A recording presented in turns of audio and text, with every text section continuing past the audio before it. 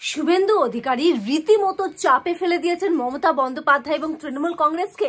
এই কারণেই তৃণমূল কংগ্রেসের ঘুম ছুটেছে, কোপ পড়ছে ববি হাকিমের ওপরেও। টার্গেট কি? 2026-এ মমতা বন্দ্যোপাধ্যায় নতুন রূপরেখা তৈরি করার চেষ্টা করছেন। তবে বিজেপি যেভাবে বাজিমাতের রূপরেখা তৈরি করেছে, তাতে পারবে তৃণমূল কংগ্রেস, নাকি এবার বাজি মেরে যাবে বিজেপি?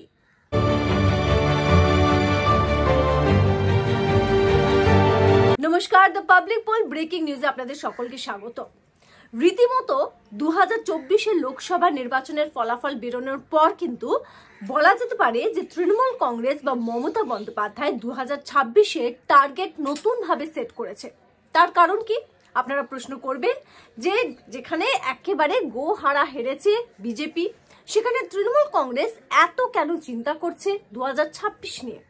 তার কারণ দেখুন, লোকসভা এবং বিধানসভা এই দুটো ভোটের মধ্যে প্রথমত অনেকটাই পার্থক্য রয়েছে।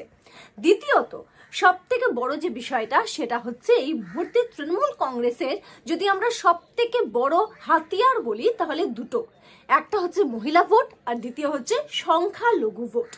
এই দুটো ভোটের নিরিখেই কিন্তু বাজিমাত করছে তৃণমূল কংগ্রেস। অন্যদিকে বিজেপির কিন্তু শহরাঞ্চলে রীতিমতো ভোট পার্সেন্টেজ বেড়েছে, এবং যেটা শুভেন্দু অধিকারী একেবারে খুল্লাম খুল্লা প্রকাশ্যে যে কথাটা বলে দিয়েছিলেন বিজেপির একটি বড়সড় কর্মসূচিতে, সেটা হচ্ছে যে কথাটা, যে মন্ত্রটা বলা হচ্ছিল যে বারবার যেভাবে সংখ্যালঘু ভোট নিয়ে সংখ্যালঘু তোষণের মাধ্যমে মমতা বন্দ্যোপাধ্যায় বা তৃণমূল কংগ্রেস বাজিমাত করছে, ঠিক কিন্তু শুভেন্দু অধিকারীর যে ফর্মুলা, সেই ফর্মুলাটা হচ্ছে শুভেন্দু অধিকারীর কথায় যে যারা আমাদের সঙ্গে নেই তাদেরকে নিয়ে চলতে হবে না, চলতে হবে তাদেরকে নিয়ে যারা আমাদের সঙ্গে রয়েছে। রীতিমতো এই একটা বার্তা কিন্তু শুভেন্দু অধিকারী দিয়েছেন, আর সেই বার্তার উদ্দেশ্য হচ্ছে হিন্দু ভোট। হিন্দু ভোটকে ভরসা করে ভর করে এগিয়ে যেতে হবে, এই কথাটাই কিন্তু শুভেন্দু অধিকারী মূল মন্ত্র ছিল। এবং দেখা যাচ্ছে যে কেন্দ্রীয় নেতৃত্ব কিন্তু এই কথাতেই, যেটা সূত্র মারফত জানা যাচ্ছে, যে এই কথাতে বা এই ফর্মুলাতেই বিশ্বাস দেখাচ্ছে। আপনারা দেখেছেন নিশ্চয়ই যে শুভেন্দু অধিকারী যে কোনো কর্মসূচিতে এখন যাচ্ছেন, সেখানে কিন্তু রীতিমতো একদিকে সংখ্যালঘু যে জনসংখ্যা রয়েছে তাদের উদ্দেশ্যে বলছেন যে কোথাও কি এমন হয়েছে যে বিজেপির বা কেন্দ্রের কোনো প্রকল্প, সেটার সুবিধা সংখ্যালঘুর মানুষরা পাচ্ছেন না, এই রাজ্যে হচ্ছে না। কিন্তু তারপরেও আমরা জানি যে আপনাদের ভোটটা আমাদের কাছে আসবে না, রীতিমতো এ কথা বলছেন কিন্তু শুভেন্দু অধিকারী। এবং তিনি এ কথাও বলছেন ওপেন চ্যালেঞ্জ দিয়ে যে অলরেডি আমাদের ঝুলিতে 39% হিন্দু ভোট রয়েছে, আর 5 বা 6% হিন্দু ভোট যদি একত্রিত হয়ে যায় তাহলেই কিন্তু বাজি মেরে যেতে পারবে বিজেপি। আর এখানেই রীতিমতো ঘাড়ে নিঃশ্বাস পড়ে যাচ্ছে তৃণমূল কংগ্রেস বা মমতা বন্দ্যোপাধ্যায়, কারণ তারা মনে করছেন যে শুভেন্দু অধিকারী যে ফর্মুলাটা দেখিয়ে দিয়েছেন, যদি বঙ্গ বিজেপি সেই ফর্মুলাতে হাঁটে, যেটা অলরেডি কিন্তু যে ফর্মুলা এখন অ্যাপ্লাই করছে বঙ্গ বিজেপি, সুতরাং তাতে করে কিন্তু চাপে পড়তে পারে তৃণমূল কংগ্রেস, কারণ সংখ্যালঘু ভোট তাদের একেবারে ভোট ব্যাংক।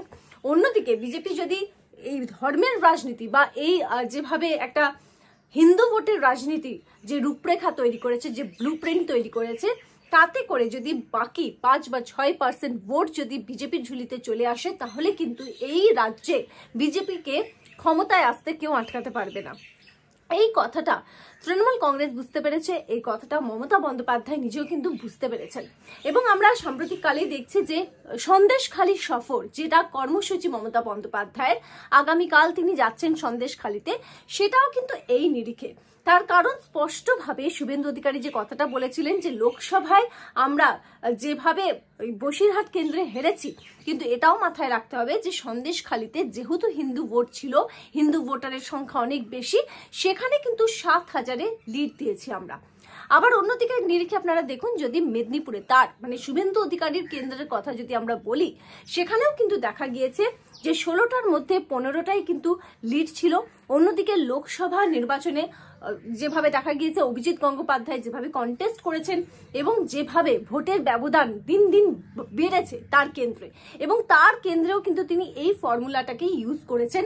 প্র্যাকটিক্যালি তার এই ফর্মুলাটা যে কাজে লেগেছে, সেটা কিন্তু শুভেন্দু অধিকারী কেন্দ্রীয় নেতৃত্বকেও বুঝিয়েছেন।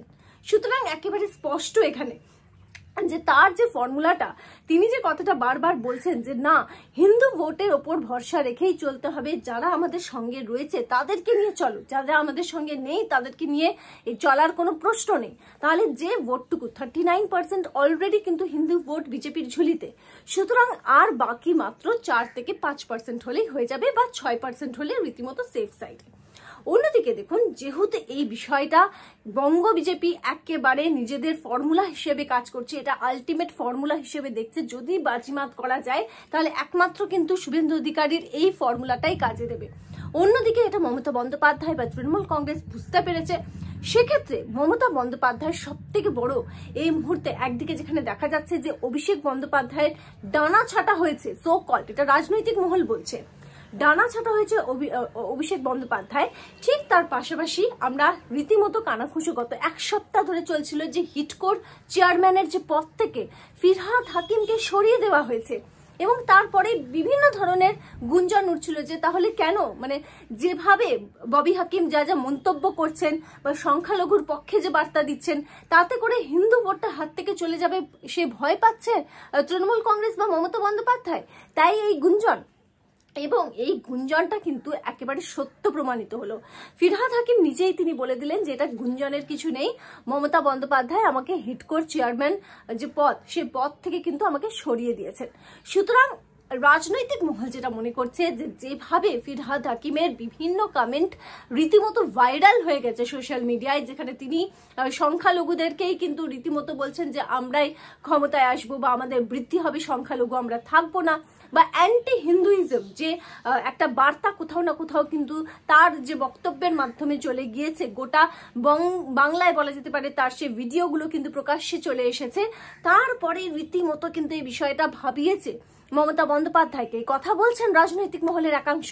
এবং কেন ভাবিয়েছে তাকে, তার কারণ যে তিনি যেটা মন্তব্য করেছেন ফিরহাদ হাকিম, তাতে করে যে হিন্দু ভোটে আঘাত পড়বে সেটা বলার অপেক্ষা রাখে না। তার কারণ লোকসভা নির্বাচনে দেখা গিয়েছে যে শহরাঞ্চলে যেভাবে বিজেপির যে ভোট পার্সেন্টেজ, হিন্দুদের ভোট পার্সেন্টেজটা বেড়েছে, সেটা কিন্তু মারাত্মকভাবে 2026-এ কাজে লাগতে পারে বিজেপির। সুতরাং বঙ্গ বিজেপি কিন্তু একেবারে ঘুরে দাঁড়াতে পারে সেই ভোট ব্যাংকের উপর ভরসা করে, আর ভরাডুবি হতে পারে তৃণমূল কংগ্রেসে। এবং অভিজ্ঞ, রীতিমতো এত অভিজ্ঞ একজন ব্যক্তিত্ব মমতা বন্দ্যোপাধ্যায়, গোটা আমরা জানি যে ন্যাশনাল ফিগার, আমাদের ইন্টারন্যাশনাল ফিগার তাকে বলা হয়, এবং তার যে পলিটিক্সের যা যা তার যে স্টেপ নেন তিনি, যা যা তার কৌশল বলা যেতে পারে, রাজনৈতিক কৌশল, তাতে করে মমতা বন্দ্যোপাধ্যায়ের কিন্তু এটা বুঝতে বাকি নেই যে রীতিমতো ঘাড়ে নিঃশ্বাস পড়ে যেতে পারে। আর সেই কারণেই কিন্তু ফিরহাদ হাকিমের ওপর এই কোপটা, এটা কিন্তু রাজনৈতিক মহলের একাংশ বলছে।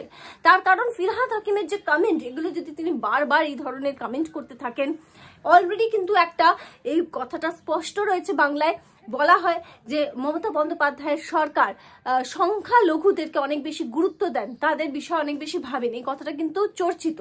এবং এই বিষয়টাকেই কিন্তু কাজে লাগাতে চাইছে বঙ্গ বিজেপির শুভেন্দু অধিকারী, এবং শুভেন্দু অধিকারীর যে অ্যাক্টিভনেস দেখাচ্ছেন প্রত্যেকটা কর্মসূচিতে গিয়ে, মমতা বন্দ্যোপাধ্যায়, তৃণমূল কংগ্রেস যে সংখ্যালঘুদের প্রতি তাদের যে কিছুটা হলেও মানে অনেকটা সফট নীতি তাদের প্রতি যে দুর্বল তৃণমূল কংগ্রেসের সরকার, এটা কিন্তু বারবার শুভেন্দু অধিকারী বোঝাতে চাইছেন। যার ফলে কি হচ্ছে, অনেকেই বলছেন যে হিন্দু ভোটটা কিন্তু আস্তে আস্তে আস্তে আস্তে তার কাছে চলে আসছে। ঠিক এক্স্যাক্টলি যে ফর্মুলাটা কাজে এসেছে মেদিনীপুরের ক্ষেত্রে, বাজিমাত করেছেন শুভেন্দু অধিকারী। গোটা বাংলায় যখন ভরাডুবি চলছে, সেই মুহূর্তেও কিন্তু তার যে কেন্দ্র, তার যে এলাকায়, সেখানে কিন্তু তার গড় মানে বিজেপির গড় হিসেবেই থেকে গেছে।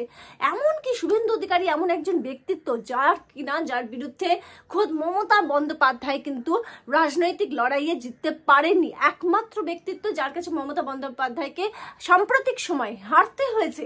এবং সে যে বাজিমাতটা করেছেন শুভেন্দু অধিকারী, বারবার কিন্তু তিনি এই ফর্মুলাতেই এগিয়েছেন এবং কেন্দ্রীয় নেতৃত্বকে এই কথা বুঝিয়েছেন। কারণ আমরা জানি যে অমিত শাহর কতটা কাছের হচ্ছেন শুভেন্দু অধিকারী, এবং অমিত শাহর সঙ্গে একাধিক একান্ত বৈঠক, সময় চাওয়া, অমিত শাহ তাকে গুরুত্ব দেন, সময় দেন, এগুলো আমাদের কাছে আর জানার বাকি নেই। সোশ্যাল মিডিয়ায় সেই ছবি বারবার করে প্রকাশ্যে নিয়ে আসেন খোদ শুভেন্দু অধিকারী। সুতরাং তার এই ফর্মুলাই যে কাজে আসবে, এটা কিন্তু মনে করছে কেন্দ্রীয় নেতৃত্ব। আর সুতরাং সেই জায়গা থেকেই কিন্তু একটা বাজিমাত করার সম্ভাবনা এই মুহূর্তে দেখছে কেন্দ্রীয় নেতৃত্ব বিজেপির। আর সেই কারণেই কিন্তু রীতিমতো চাপে রয়েছেন মমতা বন্দ্যোপাধ্যায়, এমনটাই কিন্তু রাজনৈতিক মহলের একাংশ বলছে। তার ঘাড়ে রীতিমতো নিঃশ্বাস পড়ে গেছে। এবার দেখার এই যে বাকি যে 5 থেকে 6% হিন্দু ভোটটা, সেটা কিন্তু ভীষণ গুরুত্বপূর্ণ। সেটাকে কি পুরোপুরি শুভেন্দু অধিকারী বা বঙ্গ বিজেপি কাজে লাগিয়ে নিজেদের ভোট ব্যাংককে টানতে পারেন? তাহলেই কিন্তু খেলা একেবারে ঘুরে যাবে। এটা একটা বড়সড় প্রশ্ন। হাতে মাত্র আর একটা বছর বাকি রয়েছে, তারপরেই 2026-এর নির্বাচন। এই গোটা বিষয় নিয়ে আপনাদের মতামতকে অবশ্যই আমাদেরকে কমেন্ট সেকশনে কমেন্ট করে জানাবেন। আর দেখতে থাকবেন the public pole breaking news, জনতার দরবার। ভালো থাকবেন।